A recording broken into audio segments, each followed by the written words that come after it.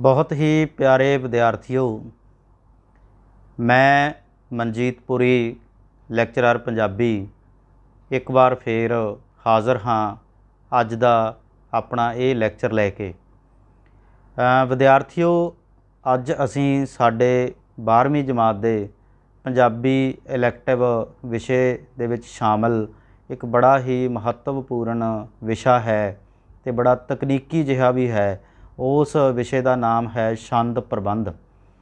तो अज आपां इस ਲੈਕਚਰ ਦੇ ਵਿੱਚ ਪੜ੍ਹਾਂਗੇ कि छंद किवें ਬਣਦੇ ਆ, छंद किन्नी तरह ਦੇ ਆ, और किसी भी कविता ਦੇ ਵਿੱਚੋਂ कोई छंद ਲੱਭਣਾ ਹੋਵੇ ਤਾਂ ਉਸ ਦਾ ਕੀ विधि विधान की तरीका हो सकदा, छंद की पछाण किवें कीती जांदी आ, आपां पूरे विस्तार सहित इस ਲੈਕਚਰ ਦੇ ਵਿੱਚ ਅੱਜ पढ़ांगे। तो विद्यार्थियों, आओ फिर आपां अज दा ये ਲੈਕਚਰ शुरू करते हैं। प्यारे विद्यार्थियों, जिवें आपां पहलां गल कर चुके हाँ कि साडा अज दा जिहड़ा विशा है वो है छंद। तो सब तो पहला असीं देखांगे कि छंद की चीज़ हुंदा। कि छंद कविता नूं मापण वाला एक किस्म का मीटर है। किसी कविता विच पेश भाषाई धुनियां का नेमबद्ध संगठन छंद है। छंद नाल कविता विच भाषाई संगीत पैदा हुंदा है। मध्यकाल विच तां छंद तो बिना कविता की कल्पना भी नहीं सी कीती जा सकती। भावें अजकल खुली कविता जां छंद मुक्त कविता भी लिखी जा रही है, परंतु उस विच भी एक खास किस्म की संगीतात्मकता ते लयबद्धता मौजूद रहिंदी है। तो बच्चों की आ कि छंद कविता नूं मापण वाला एक मीटर है। जिवें आपां कपड़े नूं मापदे आ ते कपड़े नूं मापण वास्ते साडे कोल एक यंत्र हुंदा मीटर। इसे तरह कविता का भी माप हुंदा जिहदे नाल कविता गाउण योग हुंदी आ। कोई भी कविता जिहदे नाल गाउण योग हुंदी आ तां ओह एक मीटर हुंदा जिहदे नाल ओह मापी जांदी आ कि ओह वध घट ना होवे कुछ भी उहदे विच। जिवें इहदा एक सौखा जिहा तरीका विद्यार्थी किसी गल नूं समझण दा कि कोई भी गीत मान लो तुसीं सुणदे आ तां ओह छंद दे मीटर च हुंदा, गाया जांदा हुंदा। जे आपां उहदे चों कोई शब्द घट कर दईए जां उहदे च कोई शब्द एक्सट्रा जोड़ दईए तां ओह गाउण योग नहीं रहिंदा गा, है ना। तो इस तरह जिहड़ा हैगा मीटर जिहड़ा हैगा इहनूं मापण वाला मीटर आ जिहड़ा कविता नूं उहनूं छंद कहिंदे आ, है ना। छंद नूं पुरातन समय तो ही कविता का जरूरी तत्त मन्निया जांदा रहा है। भारत विच पिंगल ऋषि नूं जिहड़ा है बंदे का नाम सी व्यक्ति का, पिंगल ऋषि नूं छंद शास्त्र का निर्माता मन्निया जाता है। पिंगल ऋषि अपने ग्रंथ छंद सूत्र विच छंद बारे विस्तृत चर्चा करता है। भारतीय छंद शास्त्र के समानार्थ अरबी विच अपनाए जाते छंद शास्त्र नूं अरूज आख्या जाता। अरबी विच अरूज का निर्माता खलील बिन अहमद सीगा। तो ये एक मोटी जी गल याद रखियो, भारत दे विच जिहड़ा छंद शास्त्र आ उहदा रचेता पिंगल ऋषि सीगा। उहदे ग्रंथ का नाम सी छंद सूत्र। उहदे विच ओह छंद बारे गलबात करदा। तो साडे कोले जिहड़ा सिलेबस दे विच बच्चे ओह शामिल आ ओह मोटे तौर ते जिन्नियां क छंद बारे सानूं हैगा ओह असीं अज पढ़ांगे। ते भारतीय काव्य शास्त्र अनुसार 3 तरह के छंद मन्ने गए आ, मात्रिक छंद, वर्णिक छंद ते गणिक छंद। साडे सिलेबस दे विच मात्रिक छंद भी हैगे आ, वर्णिक भी हैगे आ, लेकिन गणिक छंद साडे सिलेबस दे विच है नहीं गे। इस करके असीं गणिक छंदां बारे बहुता नहीं पढ़ांगे। सिर्फ एक किस्म हुंदी है गणिक छंदां दी। असीं अज 2 तरह के छंदां बारे विस्तार नाल पढ़ांगे, मात्रिक छंद ते वर्णिक छंद।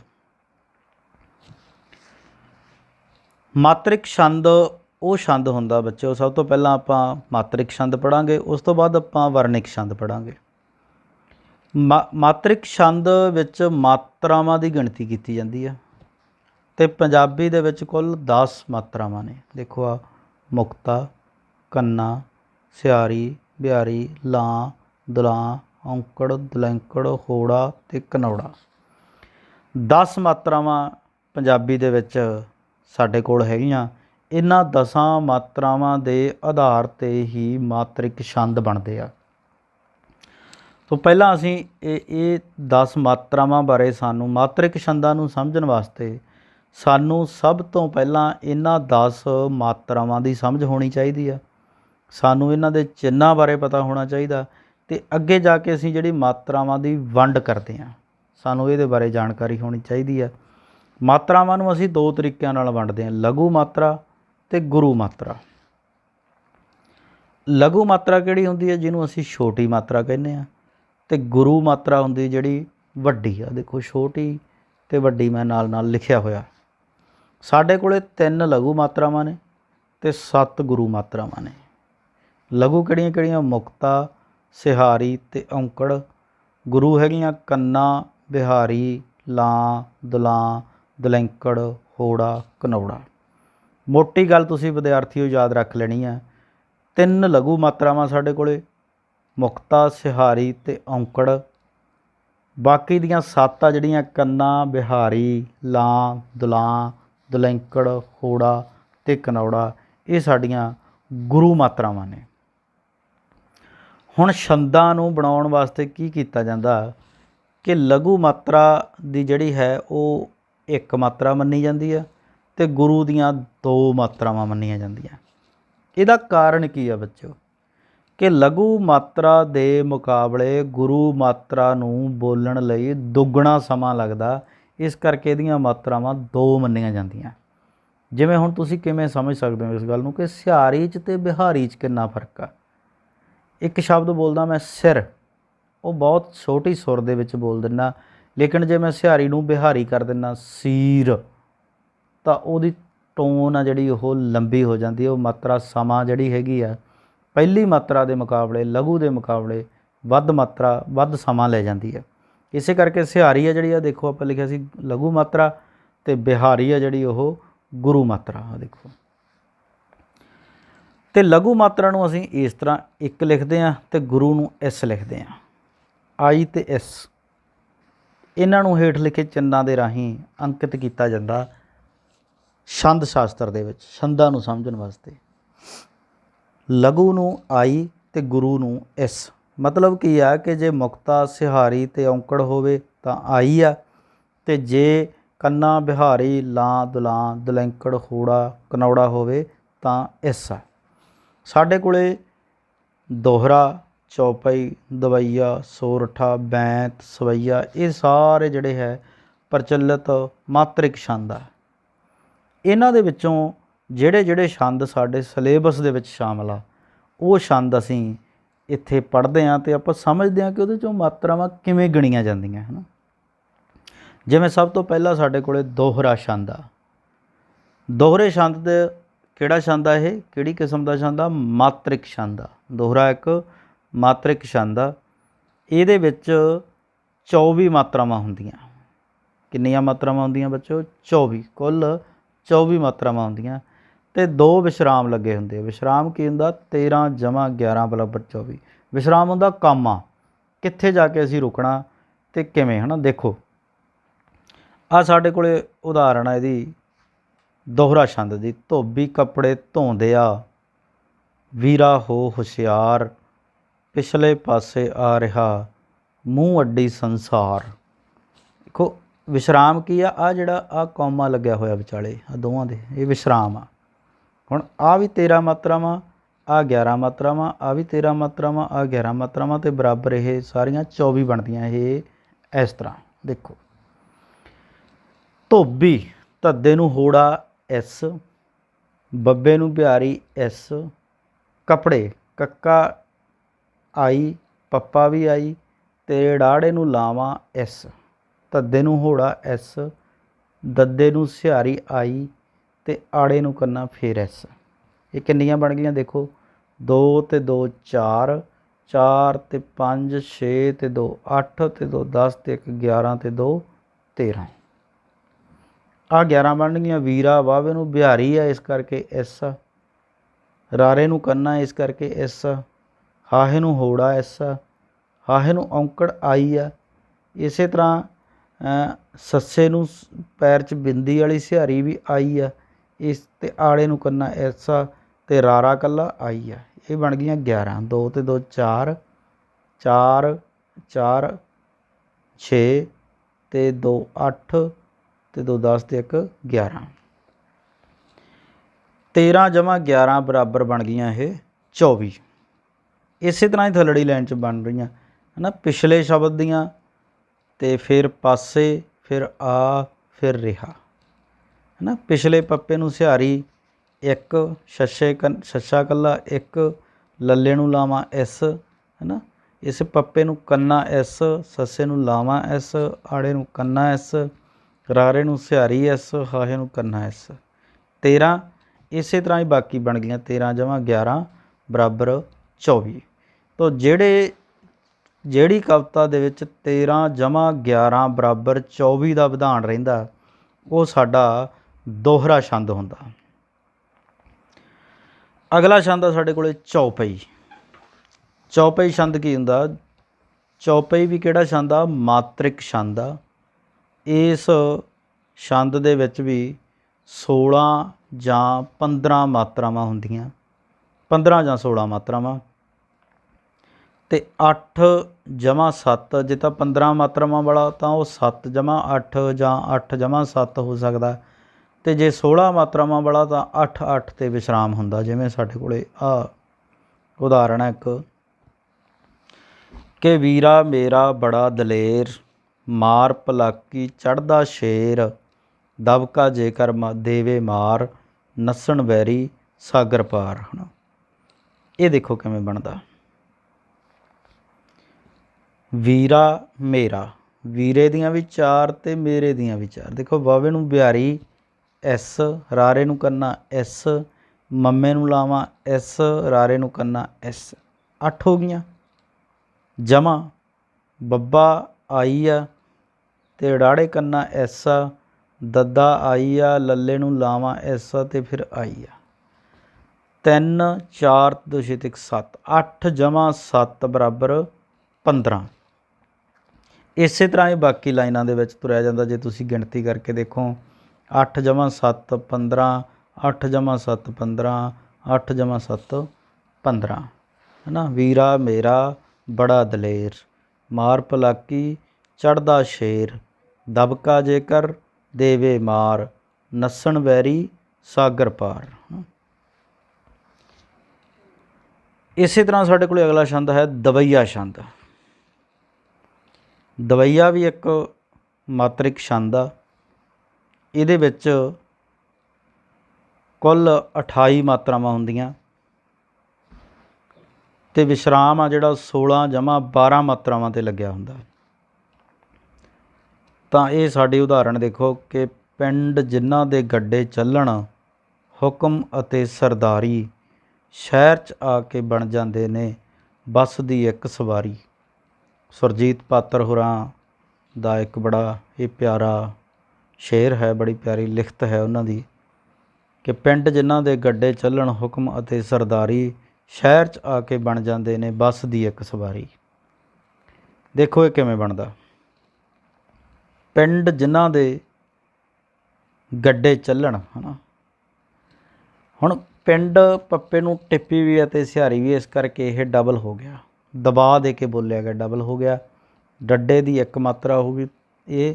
ਇਸੇ ਤਰ੍ਹਾਂ ਜਿੰਨਾ ਆਈ ਅਤੇ ਨੰਨੇ ਨੂੰ ਕਰਨਾ ਐਸ, ਦੇ ਐਸ, ਗੱਡੇ ਵੀ ਕਿਉਂਕਿ ਅਧਕ ਡਬਲ ਹੋ ਗਿਆ ਇਸ ਕਰਕੇ ਐਸ ਐਸ ਹੋ ਗਿਆ, ਅਤੇ ਚੱਲਣ ਐਸ ਅਤੇ ਆਈ ਆਈ 16 ਜਮ੍ਹਾਂ ਇਹ 12 ਬਣਨੀਆਂ। ਹੁਕਮ ਦੀਆਂ 3, ਅਤੇ ਦੀਆਂ 3 ਅਤੇ ਸਰਦਾਰੀ ਦੀਆਂ ਪਹਿਲੇ 2 ਅੱਖਰਾਂ ਦੀ 1 1 ਅਤੇ ਮਗਰਲੇ 2 ਅੱਖਰਾਂ ਦੀਆਂ 2 2, 12 ਜਮ੍ਹਾਂ 16 ਬਰਾਬਰ 28। ਇਸੇ ਤਰ੍ਹਾਂ ਹੀ ਥੱਲੇ ਵਾਲੀ ਜੇ ਤੁਸੀਂ ਤੁਕ ਦੇਖੋ, ਸ਼ਹਿਰ 'ਚ ਆ ਕੇ ਬਣ ਜਾਂਦੇ ਨੇ ਬੱਸ ਦੀ ਇੱਕ ਸਵਾਰੀ, ਤਾਂ ਇਹ ਵੀ ਜੇ ਤੁਸੀਂ ਗਿਣਤੀ ਕਰੋਗੇ ਤਾਂ 16 ਜਮ੍ਹਾਂ 12 ਬਣਨਗੀਆਂ, ਕੁੱਲ 28 ਮਾਤਰਾਵਾਂ ਬਣਨਗੀਆਂ। ਇਹ ਸਾਡਾ ਛੰਦ ਸੀ ਦਵਈਆ ਛੰਦ। ਪਿੰਡ ਜਿਨ੍ਹਾਂ ਦੇ ਗੱਡੇ ਚੱਲਣ, ਹੁਕਮ ਅਤੇ ਸਰਦਾਰੀ, ਸ਼ਹਿਰ 'ਚ ਆ ਕੇ ਬਣ ਜਾਂਦੇ ਨੇ ਬੱਸ ਦੀ ਇੱਕ ਸਵਾਰੀ। ਅਗਲਾ ਛੰਦ ਆ ਸਾਡੇ ਕੋਲ ਬੈਂਤ।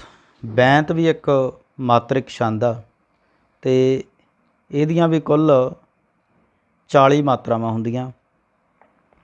ਤੇ ਵਿਸਰਾਮ ਹੁੰਦਾ 20 ਜਮਾ 20 ਤੇ 40। ਇਹ ਬਹੁਤ ਲੰਬਾ ਛੰਦ ਆ। ਬੈਂਤ ਲਿਖਣਾ ਪੰਜਾਬੀ ਦੇ ਵਿੱਚ ਕਾਫੀ ਔਖਾ ਮੰਨਿਆ ਜਾਂਦਾ। ਤਾਂ ਆਪਾਂ ਉਦਾਹਰਣਾਂ ਦੇਖਦੇ ਹਾਂ ਕਿ ਹੁਕਮ ਮੰਨ ਕੇ ਸੱਜਣਾ ਪਿਆਰਿਆਂ ਦਾ, ਕਿੱਸਾ ਅਜਬ ਬਹਾਰ ਦਾ ਜੋੜਿਆ ਏ, ਫਿਕਰਾ ਜੋੜ ਕੇ ਖੂਬ ਤਿਆਰ ਕੀਤਾ, ਤੇ ਨਵਾਂ ਫੁੱਲ ਗੁਲਾਬ ਦਾ ਤੋੜਿਆ ਏ। ਇਹਦੇ ਵਿੱਚ ਕੀ ਆ ਦੇਖੋ, ਜਦੋਂ ਤੁਸੀਂ ਦੇਖੋਗੇ 40 ਮਾਤਰਾਵਾਂ ਕਿਵੇਂ ਬਣਦੀਆਂ। ਇੱਕ ਲਾਈਨ ਦੇ ਵਿੱਚ 40 ਬਣਨੀਆਂ। ਹੁਕਮ ਮੰਨ ਕੇ ਸੱਜਣਾ ਪਿਆਰਿਆਂ ਦਾ, ਕਿੱਸਾ ਅਜਬ ਬਹਾਰ ਦਾ ਜੋੜਿਆ ਏ। ਇਹ 40 ਮਾਤਰਾਵਾਂ। ਹੁਕਮ ਦੀਆਂ 3 ਦੇਖੋ, ਤਿੰਨੇ ਹੀ ਜਿਹੜੇ ਹੈਗੇ ਆ ਲਘੂ ਆ।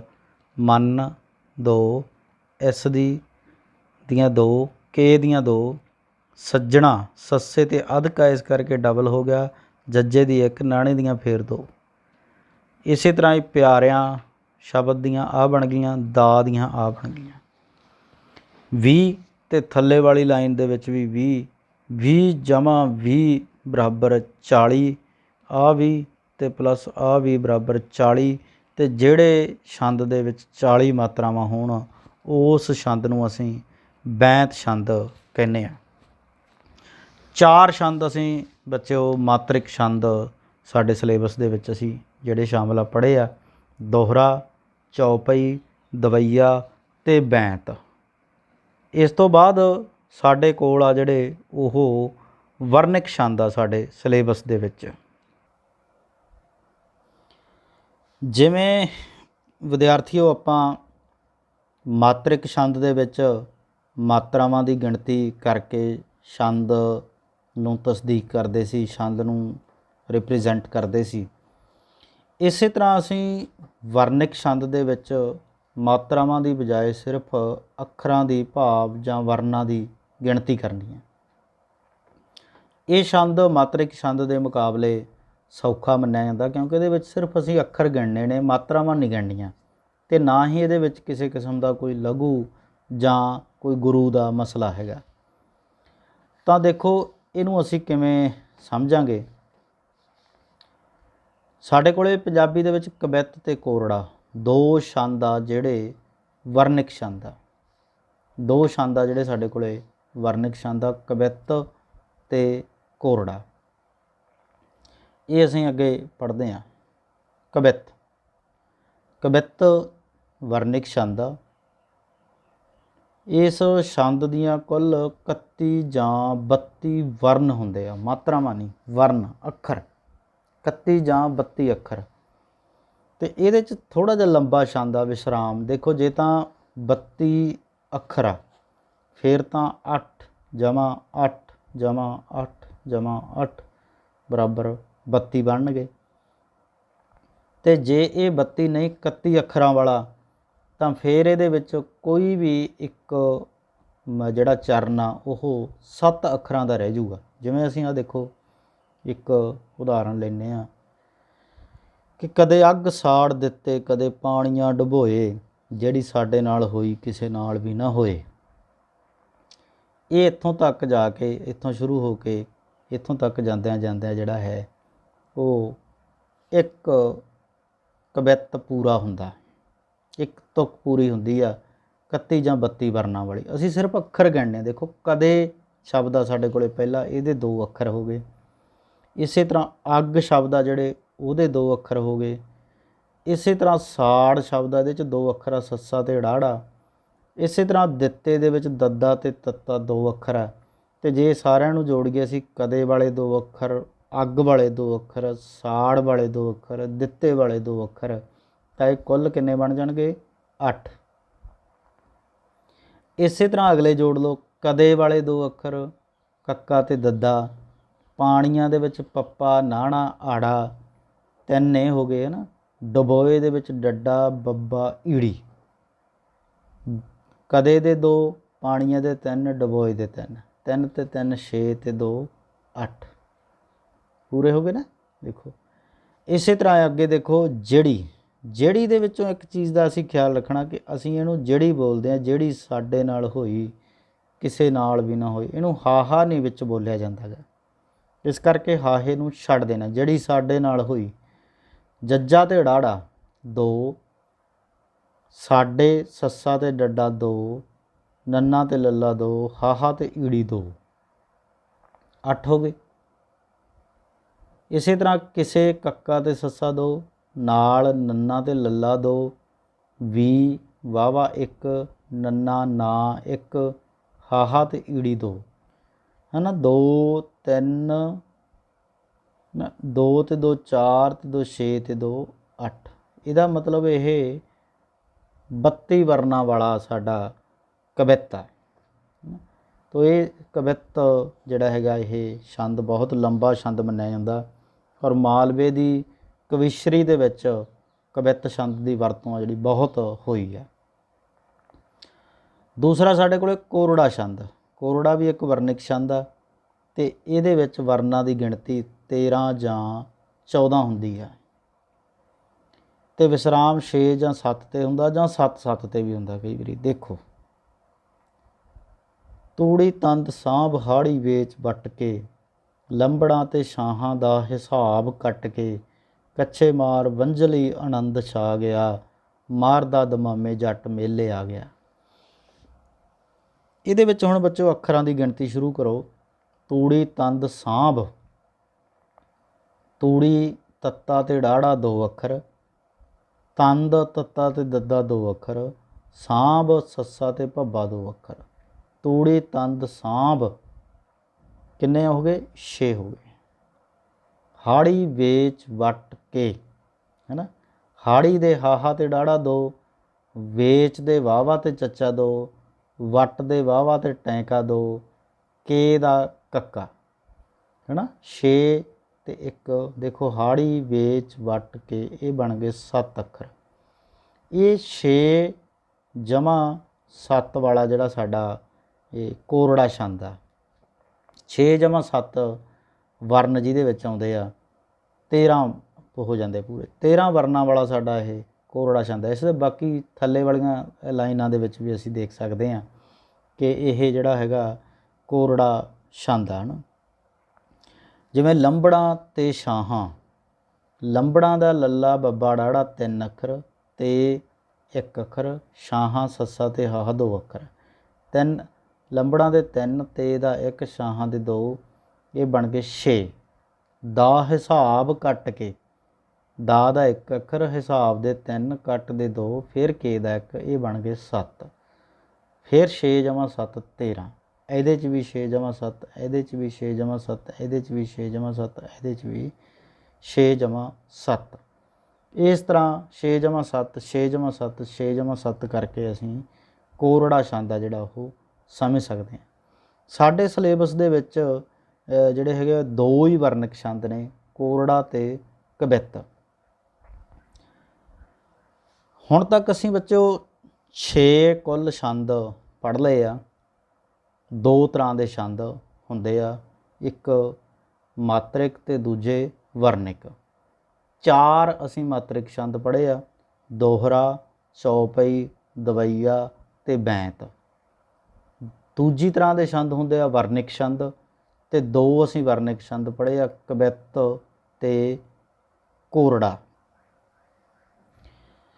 ਤੋ ਇਹ ਇੱਕ ਛੋਟਾ ਜਿਹਾ ਪਿਆਰੇ ਵਿਦਿਆਰਥੀਓ ਇੱਕ ਚਾਰਟ ਜਿਹੜਾ ਹੈ ਉਹ ਅਸੀਂ ਡਿਜ਼ਾਈਨ ਕਰ ਸਕਦੇ ਹਾਂ ਔਰ ਇਸ ਚਾਰਟ ਨੂੰ ਅਸੀਂ ਡਿਜ਼ਾਈਨ ਕਰਕੇ ਕਲਾਸ ਦੇ ਵਿੱਚ ਲਗਾ ਸਕਦੇ ਹਾਂ। ਅਤੇ ਹਰ ਰੋਜ਼ ਜਦੋਂ ਅਸੀਂ ਇਸ ਚਾਰਟ ਦੇ ਉੱਪਰ ਨਜ਼ਰ ਮਾਰਾਂਗੇ, ਦੇਖਾਂਗੇ, ਤਾਂ ਇਹਨੂੰ ਅਸੀਂ ਚੰਗੀ ਤਰ੍ਹਾਂ ਸਮਝ ਸਕਦੇ ਹਾਂ। ਤਾਂ ਇਸ ਚਾਰਟ ਤੋਂ ਇੱਕ ਵਾਰ ਫੇਰ ਆਪਾਂ ਸਾਰੇ ਛੰਦਾਂ ਦੀ ਦੁਹਰਾਈ ਕਰ ਲੈਂਦੇ ਹਾਂ। ਸਭ ਤੋਂ ਪਹਿਲਾਂ ਅਸੀਂ ਕੀਤੇ ਸੀ ਮਾਤਰਿਕ ਛੰਦ, ਅਤੇ ਸਭ ਤੋਂ ਪਹਿਲਾ ਛੰਦ ਸੀ ਦੋਹਰਾ। ਦੋਹਰੇ ਦੀ ਕਿਸਮ ਕਿਹੜੀ ਆ? ਇਹ ਇੱਕ ਮਾਤਰਿਕ ਛੰਦ ਆ ਅਤੇ ਇਹਦੇ ਵਿੱਚ 24 ਮਾਤਰਾਵਾਂ ਹੁੰਦੀਆਂ, 13 ਜਮਾ 11 ਬਰਾਬਰ 24। 13 ਜਮਾ 11 ਬਰਾਬਰ 24 ਮਾਤਰਾਵਾਂ ਵਾਲਾ ਜਿਹੜਾ ਛੰਦ ਆ ਉਹ ਦੋਹਰਾ ਛੰਦ ਹੁੰਦਾ। ਅਤੇ ਇਹਦੀ ਉਦਾਹਰਣ ਕੀ ਸੀ ਕਿ ਧੋਬੀ ਕੱਪੜੇ ਧੋਂਦਿਆ, ਵੀਰਾ ਹੋ ਹੁਸ਼ਿਆਰ, ਪਿਛਲੇ ਪਾਸੇ ਆ ਰਿਹਾ ਮੂੰਹ ਅੱਡੀ ਸੰਸਾਰ। ਇਸੇ ਤਰ੍ਹਾਂ ਹੀ ਸਾਡੇ ਕੋਲ ਦੂਸਰਾ ਮਾਤਰਿਕ ਛੰਦ ਸੀ ਚੌਪਈ। ਚੌਪਈ ਕਿਹੜੀ ਕਿਸਮ ਆ? ਮਾਤਰਿਕ ਛੰਦ ਆ ਤੇ ਇਹਦੇ ਵਿੱਚ 15 ਜਾਂ 16 ਮਾਤਰਾਵਾਂ ਹੁੰਦੀਆਂ। ਜੇ ਤਾਂ 15 ਮਾਤਰਾਵਾਂ ਹੋਣ ਤਾਂ 7 ਜਮ੍ਹਾਂ 8, ਜਾਂ ਜੇ 16 ਹੋਣ ਤਾਂ 8 ਜਮ੍ਹਾਂ 8 'ਤੇ ਵਿਸਰਾਮ ਲੱਗਿਆ ਹੁੰਦਾ। ਤੇ ਇਹਦੀ ਉਦਾਹਰਣ ਕੀ ਹੈ ਕਿ ਵੀਰਾ ਮੇਰਾ ਬੜਾ ਦਲੇਰ, ਮਾਰ ਭਲਾਕੀ ਚੜ੍ਹਦਾ ਸ਼ੇਰ, ਦਬਕਾ ਜੇਕਰ ਦੇਵੇ ਮਾਰ, ਨੱਸਣ ਵੈਰੀ ਸਾਗਰ ਪਾਰ। ਇਸੇ ਤਰ੍ਹਾਂ ਹੀ ਸਾਡੇ ਕੋਲ ਦਵਈਆ ਛੰਦ ਆ ਬੱਚੋ, ਜਿਹੜਾ ਆਪਾਂ ਪੜ੍ਹਿਆ ਸੀ। ਦਵਈਆ ਵੀ ਕੀ ਹੈ, ਇੱਕ ਮਾਤਰਿਕ ਛੰਦ ਆ, ਜਿਹਦੇ ਵਿੱਚ ਕੁੱਲ 28 ਮਾਤਰਾਵਾਂ ਹੁੰਦੀਆਂ ਤੇ ਵਿਸਰਾਮ ਹੁੰਦਾ 16 ਜਮ੍ਹਾਂ 12। 16 ਜਮ੍ਹਾਂ 12 ਬਰਾਬਰ 28 ਹੈ ਨਾ। ਕਿ ਪਿੰਡ ਜਿਨ੍ਹਾਂ ਦੇ ਗੱਡੇ ਚੱਲਣ, ਹੁਕਮ ਅਤੇ ਸਰਦਾਰੀ, ਸ਼ਹਿਰ 'ਚ ਆ ਕੇ ਬਣ ਜਾਂਦੇ ਨੇ ਬੱਸ ਦੀ ਇੱਕ ਸਵਾਰੀ। ਇਹ ਦਵਈਆ ਛੰਦ ਆ। ਅਤੇ ਇੱਕ ਤੁਹਾਡੀ ਜਾਣਕਾਰੀ ਲਈ ਜ਼ਰੂਰੀ ਗੱਲ ਬੱਚੋ ਇਹ ਵੀ ਆ ਕਿ ਜਿਹੜੀ ਦਮੋਦਰ ਨੇ ਹੀਰ ਲਿਖੀ ਸੀ, ਉਹ ਦਵਈਆ ਛੰਦ ਦੇ ਵਿੱਚ ਲਿਖੀ ਸੀਗੀ ਸਭ ਤੋਂ ਪਹਿਲਾਂ। ਉਸ ਤੋਂ ਬਾਅਦ ਹੋਰ ਵੀ ਬਹੁਤ ਸਾਰੇ ਜਿਹੜੇ ਕਵੀ ਆ, ਕਿੱਸਾਕਾਰ ਆ, ਉਹਨਾਂ ਨੇ ਦਵਈਆ ਛੰਦ ਦੀ ਵਰਤੋਂ ਕੀਤੀ ਹੈ ਨਾ। ਉਸ ਤੋਂ ਬਾਅਦ ਬੈਂਤ ਛੰਦ, ਜਿਹੜਾ ਮਾਤਰਿਕ ਛੰਦ, ਇਹਦੇ ਵਿੱਚ ਕੁੱਲ 40 ਮਾਤਰਾਵਾਂ ਹੁੰਦੀਆਂ ਤੇ ਵਿਸਰਾਮ ਹੁੰਦਾ 20 ਜਮ੍ਹਾਂ 20 'ਤੇ। ਇਹ ਇੱਕ ਲੰਬਾ ਛੰਦ ਮੰਨਿਆ ਜਾਂਦਾ ਮਾਤਰਿਕ। ਕਿ ਇਹਦੇ ਵਿੱਚ ਇੱਕ ਉਦਾਹਰਣ ਆਪਾਂ ਇਹ ਵੀ ਦੇ ਸਕਦੇ ਹਾਂ ਕਿ ਸਾਨੂੰ ਥਾਪਣਾ ਗੁਰੂ ਗੋਬਿੰਦ ਦੀਏ, ਸੀਸ ਤਲੀ 'ਤੇ ਰੱਖਣਾ ਜਾਣਦੇ ਹਾਂ, ਤੱਤੀ ਤਵੀ 'ਤੇ ਬੈਠ ਕੇ ਗੀਤ ਗਾਈਏ, ਆਰੇ ਹੇਠ ਵੀ ਜ਼ਿੰਦਗੀ ਮਾਣਦੇ ਹਾਂ। ਇਹ ਬੈਂਤ ਛੰਦ ਆ। ਇਹ ਸਾਡੇ ਪੰਜਾਬੀ ਦੇ ਬਹੁਤ ਹੀ ਵੱਡੇ ਸਤਿਕਾਰਿਤ ਅਤੇ ਪਿਆਰੇ ਕਵੀ ਹਰਭਜਨ ਸਿੰਘ ਹੁੰਦਲ ਹੋਰਾਂ ਦੀ ਲਿਖੀ ਹੋਈ ਕਵਿਤਾ ਹੈ ਗੁਲਾਬ ਦੀ ਫਸਲ, ਉਹਦੇ ਵਿੱਚੋਂ ਇਹ ਲਾਈਨਾਂ ਨੇ। ਔਰ ਬੈਂਤ ਛੰਦ ਦੇ ਵਿੱਚ ਤੁਹਾਡੀ ਜਾਣਕਾਰੀ ਲਈ ਜ਼ਰੂਰੀ ਗੱਲ ਕਿ ਵਾਰਿਸ ਸ਼ਾਹ ਨੇ ਜਿਹੜੀ ਹੀਰ ਲਿਖੀ ਸੀ, ਉਹ ਬੈਂਤ ਛੰਦ ਦੇ ਵਿੱਚ ਲਿਖੀ ਸੀ। ਇਸੇ ਤਰ੍ਹਾਂ ਹੀ ਸਾਡੇ ਕੋਲ 2 ਵਰਨਿਕ ਛੰਦ ਆ, ਕਵਿੱਤ ਅਤੇ ਕੋਰੜਾ। ਕਵਿੱਤ ਵਰਨਿਕ ਛੰਦ ਆ, ਇਹਦੇ ਵਿੱਚ 31 ਜਾਂ 32 ਵਰਨ ਹੁੰਦੇ। ਜਿਵੇਂ ਮੈਂ ਤੁਹਾਨੂੰ ਦੱਸਿਆ 8 ਜਮ੍ਹਾਂ 8 ਜਮ੍ਹਾਂ 8, ਜਾਂ 8 ਜਮ੍ਹਾਂ 8 ਜਮ੍ਹਾਂ 8 ਜਮ੍ਹਾਂ 7। ਕਦੇ ਅੱਗ ਸਾੜ ਦਿੱਤੇ, ਕਦੇ ਪਾਣੀਆਂ ਡੁਬੋਏ, ਜਿਹੜੀ ਸਾਡੇ ਨਾਲ ਹੋਈ ਕਿਸੇ ਨਾਲ ਵੀ ਨਾ ਹੋਏ। ਅਤੇ ਅਗਲਾ ਹੈ ਕੋਰੜਾ। ਇਹ ਵੀ ਇੱਕ ਵਰਨਿਕ ਛੰਦ ਆ। ਇਹਦੇ ਵਿੱਚ 13 ਜਾਂ 14 ਵਰਨ ਹੁੰਦੇ ਆ। 6 ਜਮ੍ਹਾਂ 7 ਜਾਂ 7 ਜਮ੍ਹਾਂ 7। ਤੂੜੀ ਤੰਦ ਸਾਂਭ, ਹਾੜੀ ਵੇਚ ਵੱਟ ਕੇ, ਲੰਬੜਾਂ ਅਤੇ ਛਾਹਾਂ ਦਾ ਹਿਸਾਬ ਕੱਟ ਕੇ, ਅਤੇ ਕੱਛੇ ਮਾਰ ਵੰਝਲੀ ਆਨੰਦ ਛਾ ਗਿਆ, ਅਤੇ ਮਾਰਦਾ ਦਮਾਮੇ ਜੱਟ ਮੇਲੇ ਆ ਗਿਆ। ਵਿਦਿਆਰਥੀਓ, ਆਪਾਂ ਅੱਜ ਦੇ ਇਸ ਲੈਕਚਰ ਦੇ ਵਿੱਚ ਪੜ੍ਹਿਆ ਹੈ ਕਿ ਛੰਦ ਕੀ ਹੁੰਦਾ ਹੈ ਔਰ ਛੰਦ ਕਿੰਨੀ ਤਰ੍ਹਾਂ ਦੇ ਹੁੰਦੇ ਆ, ਅਤੇ ਉਸ ਦੇ ਨਾਲ ਨਾਲ ਸਾਡੇ ਪਾਠਕ੍ਰਮ ਦੇ ਵਿੱਚ ਜਿਹੜੇ ਵੀ ਛੰਦ ਸ਼ਾਮਲ ਹੈ ਉਹਨਾਂ ਨੂੰ ਅਸੀਂ ਪੂਰੇ ਵਿਸਥਾਰ ਦੇ ਨਾਲ ਪੜ੍ਹਿਆ ਹੈ। ਔਰ ਨਾਲ ਨਾਲ ਇਹ ਵੀ ਪੜ੍ਹਿਆ ਹੈ ਕਿ ਕਿਸੇ ਕਵਿਤਾ ਦੇ ਵਿੱਚੋਂ ਕਿਸੇ ਛੰਦ ਦੀ ਪਛਾਣ ਕਿਵੇਂ ਹੁੰਦੀ ਆ, ਉਸ ਦੀ ਨਿਸ਼ਾਨਦੇਹੀ ਕਿਵੇਂ ਹੁੰਦੀ ਹੈ। ਤੋ ਸਾਰੇ ਵਿਦਿਆਰਥੀਆਂ ਨੂੰ ਮੇਰੀ ਇੱਕ ਬੇਨਤੀ ਹੈ ਕਿ ਤੁਸੀਂ ਇਹ ਸਾਰੇ ਛੰਦ ਪੂਰੀਆਂ ਉਦਾਹਰਣਾਂ ਸਹਿਤ ਆਪਣੀਆਂ ਪੱਕੀਆਂ ਕਾਪੀਆਂ ਦੇ ਉੱਪਰ ਲਿਖਣੇ ਆ। ਔਰ ਜੇ ਕਿਸੇ ਵਿਦਿਆਰਥੀ ਨੂੰ ਕਿਸੇ ਵੀ ਤਰ੍ਹਾਂ ਦੀ ਕੋਈ ਸਮੱਸਿਆ ਆਉਂਦੀ ਆ ਤਾਂ ਆਪਣੇ ਅਧਿਆਪਕ ਦੀ, ਲੈਕਚਰਾਰ ਸਾਹਿਬਾਨ ਦੀ ਮਦਦ ਲੈਣੀ ਆ। ਮੈਂ ਆਸ ਕਰਦਾ ਕਿ ਤੁਸੀਂ ਅੱਜ ਦੇ ਇਸ ਲੈਕਚਰ ਦਾ ਵੱਧ ਤੋਂ ਵੱਧ ਲਾਭ ਲਓਗੇ। ਤੁਹਾਡਾ ਬਹੁਤ ਬਹੁਤ ਧੰਨਵਾਦ, ਮਿਹਰਬਾਨੀ, ਸ਼ੁਕਰੀਆ।